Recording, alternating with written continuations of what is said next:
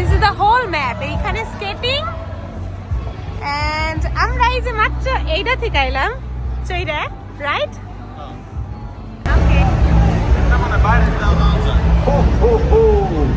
হ্যাঁ আমারও মনে হইতেছে।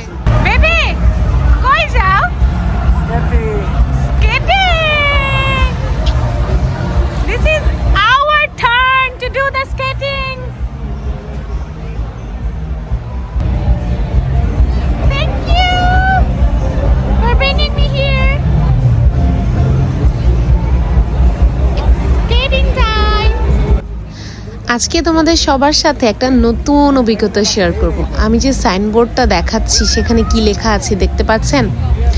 স্কেটিং করার জন্য আপনাকে অবশ্যই হ্যান্ড গ্লাভস ইউজ করতে হবে।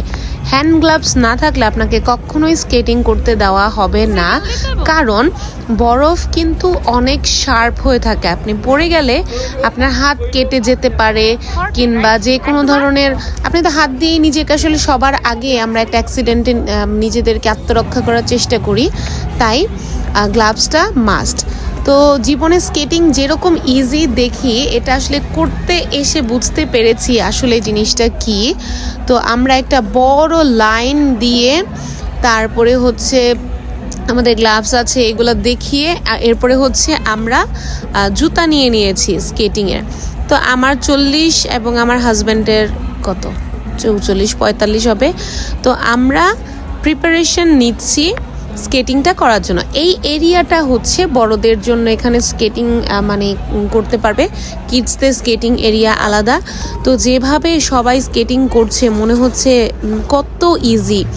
আর জুতাগুলোও একটু ডিফারেন্ট, জুতাগুলো নিচে বা তলায় আছে না এক মানে ছুরির মতো শার্প কিছু, যেটা দিয়ে আসলে বরফ কেটে বরফের ওপর দিয়ে স্কেটিং আপনি করতে পারবেন। আমার জুতাটা আমি লাগাতে পারছিলাম না, তাই মাই বিলাভড হাজব্যান্ড সে আমাকে একদম নিশ্চিত করছে আমার নিরাপত্তা, কারণ জুতা ঠিকমতো না লাগলে যে কোনো দুর্ঘটনা ঘটতে পারে। আর এই যে আমার হাজব্যান্ড, এবার উনিও ওনারটা চেষ্টা করছে ভালো করে লাগানোর।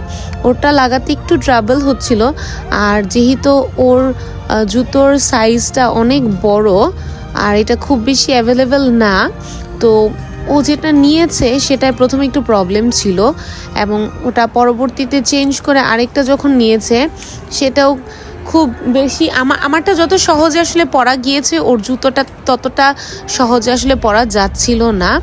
But in the end say complete করেছে জুতা পরা। এবং আমি একটু দেখিয়ে দিই জুতার নিচের দিকটা কেমন, লক্ষ্য করলে দেখবেন খুব শার্প ধারালো ছুরির মতো। এইটা যদি কারো লাগে একদম শিওর তার হাত পা তো কেটে যাবেই। তাই স্কেটিংটা কিন্তু দেখতে যতটা চমৎকার তার থেকে আসলে অনেক বেশি ভয়ঙ্কর, অনেক বেশি ডেঞ্জারাস। আর ভেতরে ঢোকা অবধি আমাদের এইটুকু হেঁটে যেতে হবে এই জুতাটা এভাবেই পরে। সো লেটস সি সামনে আর কি হচ্ছে।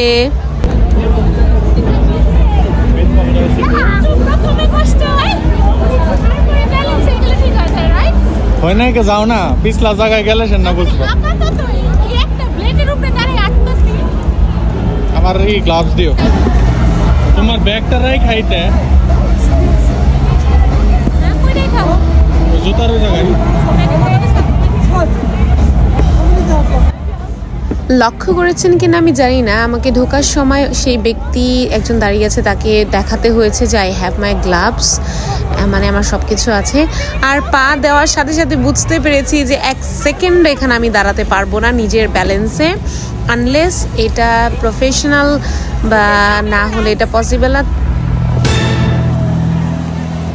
আমাকে ভিডিও করতে করতে আমার জামাইয়ের এন্ট্রিটা ঠিক এইরকম ছিল, না দেখলেই মিস।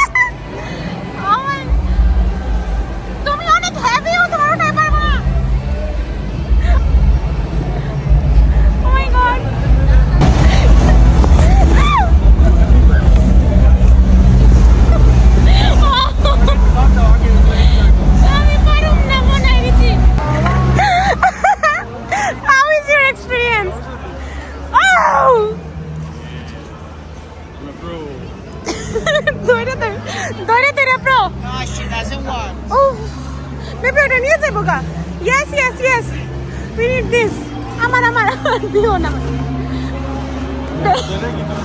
তুমি একটু পিছিয়ে গেলে আমি কিছু যাবো বিধান থেকে কেমন লাগে রিচি ওটা সাইডে দাও না তুমি ওটা সাইডে দাঁড়াও এইটা হইতেছে একটা হরিণ, এরকম ডলফিনও আছে। আমার মতো যারা একদম অপারক তারা হচ্ছে এটাকে ধরে ধরে একটু ব্যালেন্স করার চেষ্টা বা একটু কিছুটা হলেও স্নো উপভোগ করার চেষ্টা করে। যে আপনি নমুনা ওই যে দেখতে পারবেন মহিলাও এরকম ধরে ধরে চেষ্টা করতেছে, কারণ স্নোর উপরে ব্যালেন্স করা এটা খুবই টাফ। যারা জীবনে স্কেটিং করে নাই তাদের তো ঘাম ছুটে যাবে, আমাদেরও হয়েছে, ঘাম ছুটে গেছে, পায়ের আঙুল ব্যথা হয়ে গেছে, কারণ পায়ে প্রেশার দিয়ে দাঁড়িয়ে থাকার চেষ্টা করেছি। বাট যারা প্রো তারা তো নাচতেছে, মানে দেখে দেখে যেমন মনে হয় আসলে বাস্তবে স্কেটিং ওই রকম না।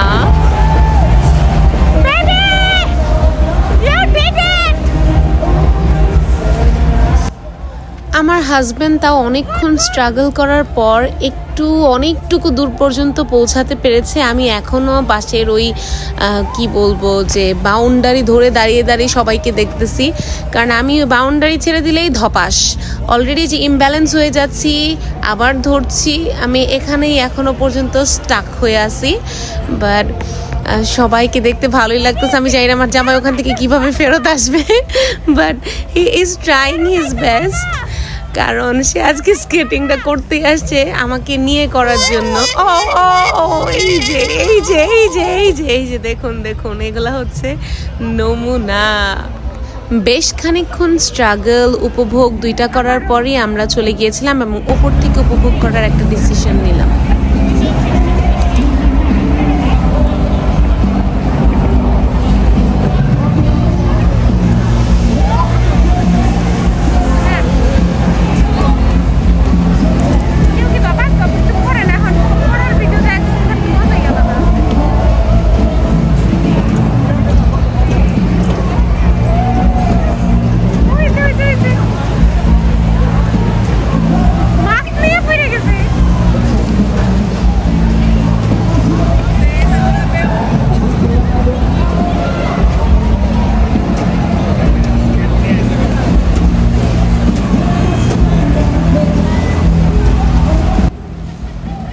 আমার আসলে উপর থেকে দেখে খুব হিংসা হচ্ছে, যারা অনেক সুন্দর একদম নাচার তালে তালে স্কেটিং করতেছে। আসলে তারা ছোটবেলা থেকে এগুলা করে অভ্যস্ত, এগুলো তাদের কালচারের একটা পার্ট, যেটা আমাদের না। আমি জীবনে প্রথমবারের মতোই স্কেটিং করেছি, তো অবশ্যই ভবিষ্যতে আমিও পারবো। বেশ কিছু বছর পার হয়ে গেলে এই কামনাই করি। তো সবাই ভালো থাকবেন, সুস্থ থাকবেন, আর এইভাবেই আমার সাথে থাকবেন। আরও অনেক এক্সাইটিং ট্রেডিশন, কালচারাল জিনিসপত্র দেখার জন্য অবশ্যই আমাকে সাপোর্ট করবেন।